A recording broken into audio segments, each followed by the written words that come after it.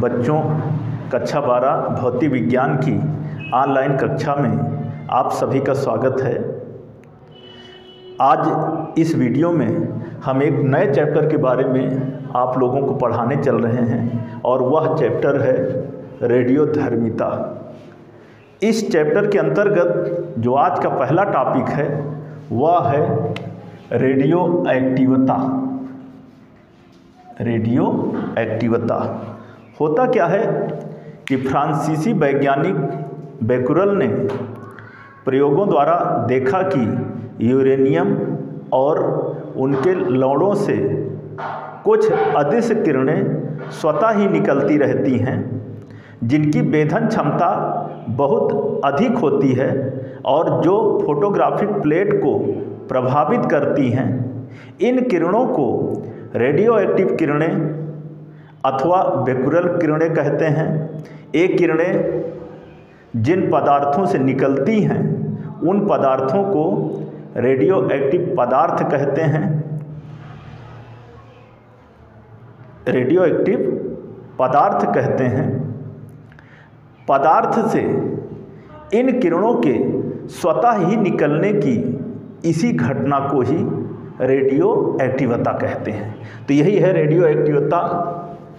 फिर से हम आपको एक बार बता रहे हैं। हमने कहा कि फ्रांसीसी वैज्ञानिक बेकुरल ने प्रयोगों द्वारा देखा कि यूरेनियम और उसके लौड़ों से कुछ अदृश्य किरणें स्वतः ही निकलती हैं, जिनकी वेधन क्षमता बहुत अधिक होती है, जो फोटोग्राफिक प्लेट को प्रभावित करती हैं। इन किरणों को ही रेडियो एक्टिव किरणें अथवा बेकुरल किरणें कहते हैं। ये किरणें जिन पदार्थों से निकलती हैं उन पदार्थों को ही रेडियो एक्टिव पदार्थ कहते हैं। किसी रेडियो एक्टिव पदार्थ से इन किरणों के स्वतः ही निकलने की घटना को ही रेडियो एक्टिवता कहते हैं। तो यही है रेडियो एक्टिवता। इसके बाद जो अगला टॉपिक है वह है रेडियो एक्टिव किरणों की प्रकृति तथा गुण। टॉपिक को लिख लेते हैं। रेडियो एक्टिव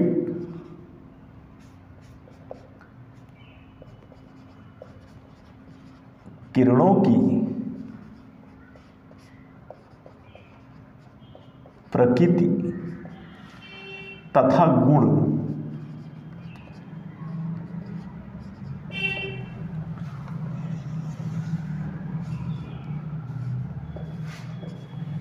इनकी प्रकृति तथा गुण को समझने के लिए सबसे पहले चित्र बना लेते हैं। इन जिन भी रेडियो एक्टिव पदार्थ से एक किरणें निकलती हैं, उन पदार्थों को कांच की मोटी दीवार वाले बॉक्स में जो है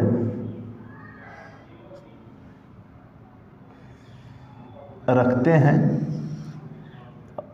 जैसे कि हम आपको ये दिखा रहे हैं कि कांच का बॉक्स है।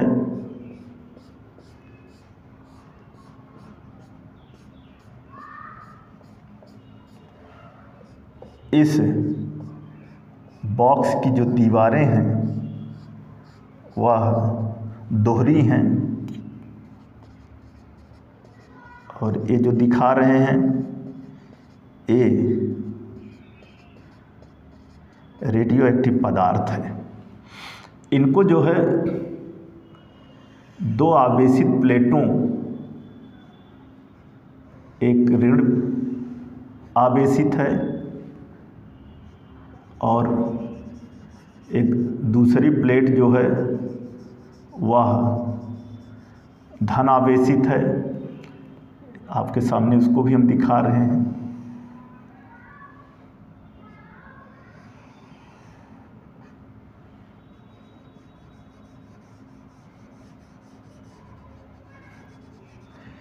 ये बाईं तरफ की जो प्लेट है यह ऋण आवेशित है और दाईं तरफ की जो प्लेट है वह धन आवेशित है।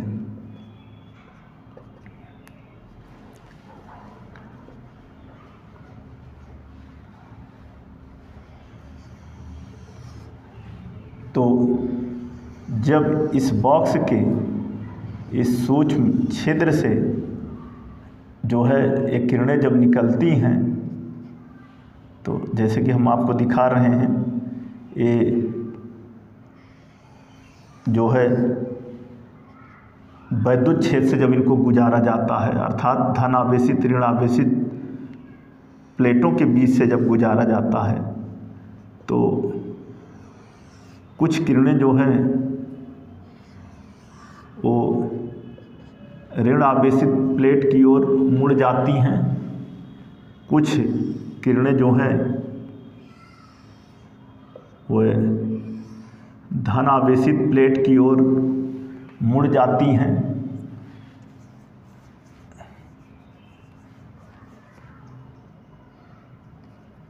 जो ऋण धन आवेशित प्लेट की ओर, जैसे कि अभी हम आपके सामने दिखा रहे हैं, जो इस ओर जो किरणें मुड़ती हैं वह ज़्यादा विक्षेपित होती हैं, ज़्यादा मुड़ जाती हैं। ये कहने का मतलब जो ऋण प्लेट की ओर जो किरणें मुड़ रही हैं इनकी अपेक्षा ये धन आवेशित प्लेट है, इधर जो किरणें हैं वो ज़्यादा मुड़ जाती हैं।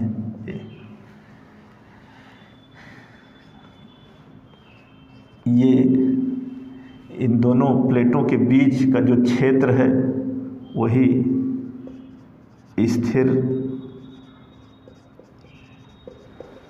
वैद्युत क्षेत्र कहलाता है।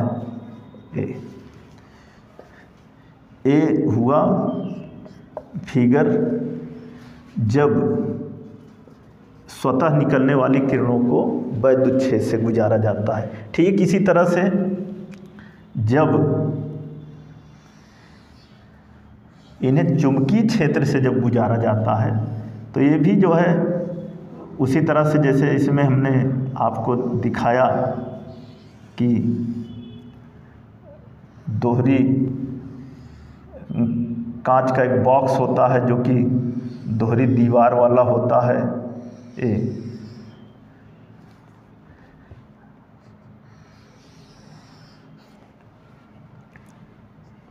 जैसे हम दिखा रहे हैं आपके सामने,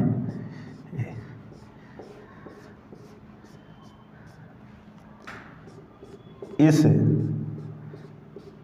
कांच के बॉक्स के भीतर कुछ रेडियो एक्टिव पदार्थ रखा होता है। ये जो है रेडियो एक्टिव पदार्थ है, ये कुछ रेडियो एक्टिव पदार्थ रखा होता है। इससे जो है किरणें इस बॉक्स के जो छिद्र है उसी छिद्र से एक किरणें जो है इस बॉक्स के बाहर निकलती हैं और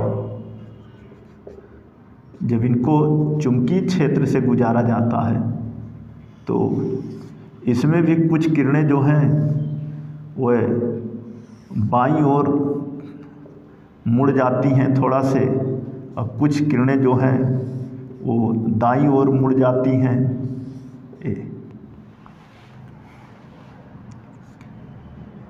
इसको हम चुंबकीय क्षेत्र कहते हैं।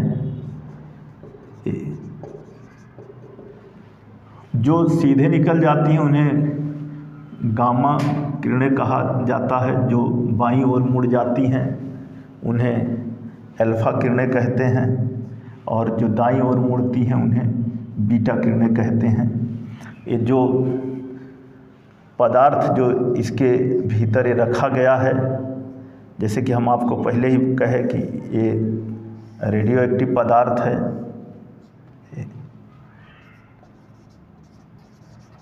रेडियो एक्टिव पदार्थ, यही फिगर है।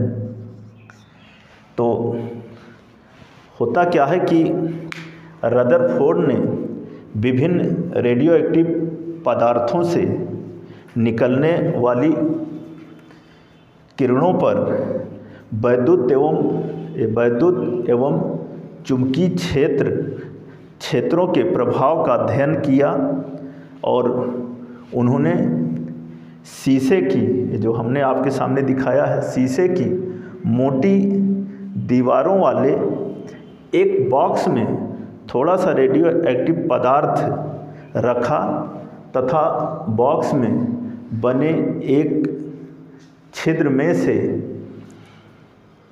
निकलने वाली रेडियो एक्टिव किरणों को दो प्लेटों के बीच स्थिर विद्युत क्षेत्र से गुजारा और जब स्थिर विद्युत क्षेत्र से गुजारा तो यह देखा कि रेडियो एक्टिव किरणें जो हैं वह 3 प्रकार की होती हैं।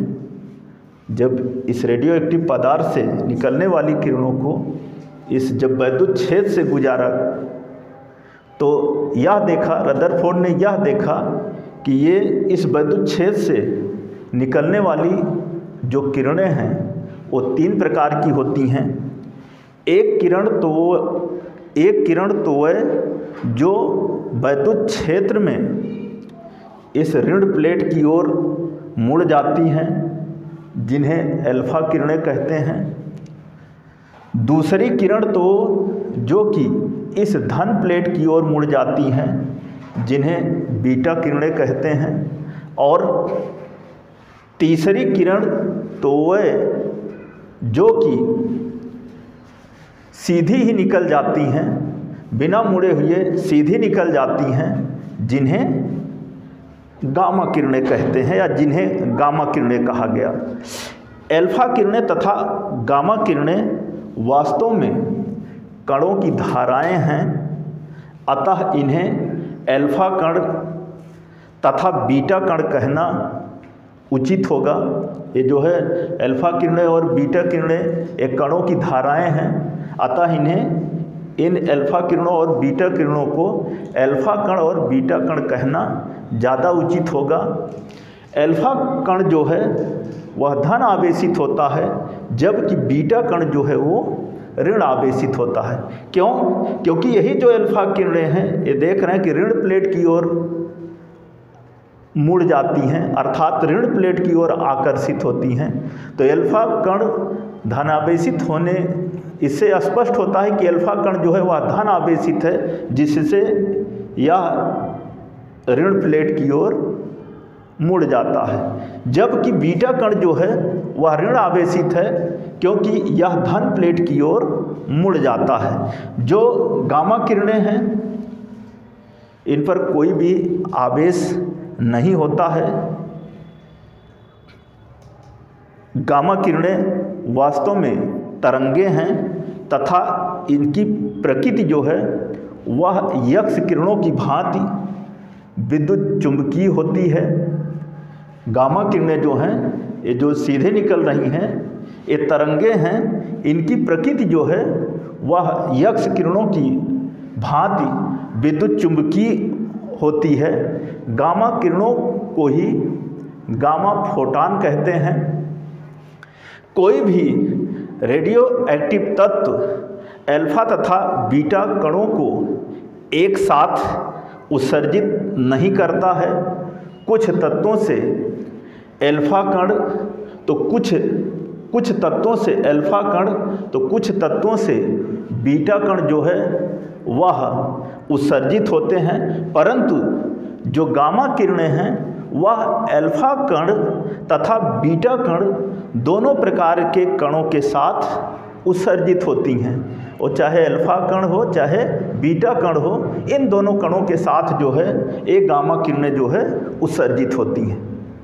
तो यही है रेडियो एक्टिव किरणों की प्रकृति, जो कि अल्फा किरणें, बीटा किरणें और गामा किरणें हैं। यहाँ पर जैसे कि आपके सामने दिख ही रहा है, यह रेडियो एक्टिव पदार्थ है। इस पदार्थ से जब निकलने वाली स्वतः निकलने वाली किरणों को जब इस स्थिर विद्युत क्षेत्र से गुजारा जाता है, यहाँ पर देख रहे हैं कि चुंबकीय क्षेत्र से भी गुजारा जाता है, तो कुछ किरणें बाईं ओर मुड़ जाती हैं, कुछ दाईं ओर मुड़ जाती हैं, कुछ सीधे निकल जाती हैं। यहाँ जो है स्थिर वैद्युत क्षेत्र से गुजारा गया तो यहाँ भी कुछ बाईं ओर मुड़ जाती हैं, अर्थात ऋण प्लेट की ओर मुड़ जाती हैं, कुछ धन प्लेट की ओर मुड़ जाती हैं, कुछ सीधे निकल जाती हैं। जो किरणें ऋण प्लेट की ओर मुड़ती हैं उन्हीं को अल्फा किरणें कहते हैं। और चूँकि अल्फा किरणें जो हैं वह कणों की धाराएं हैं, अतः इन्हें अल्फा कण कहना जो है उचित होगा। बीटा किरणों को बीटा कण कहना जो है उचित होगा। तो जो ऋण प्लेट की ओर मुड़ जाती हैं उनको अल्फा किरणें कहते हैं, जो धन प्लेट की ओर मुड़ जाती हैं उनको बीटा किरणें कहते हैं, और जो सीधे निकल जाती हैं उन्हें गामा किरणें कहते हैं। तो यही है अल्फा कणों की प्रकृति। तो बच्चों, आज की इस वीडियो में हमने 2 टॉपिकों के बारे में आप लोगों को बताया है। एक तो रेडियो एक्टिवता किसे कहते हैं, और दूसरा क्या है कि रेडियो एक्टिव किरणों की प्रकृति क्या होती है, प्रकृति और उसके गुण क्या होते हैं। ठीक, आप इन्हें जो है ध्यानपूर्वक देखें, सुने, समझें। इस चैप्टर के बचे हुए जो शेष टॉपिक हैं उन्हें हम आपको अगली वीडियो में बताएंगे। धन्यवाद।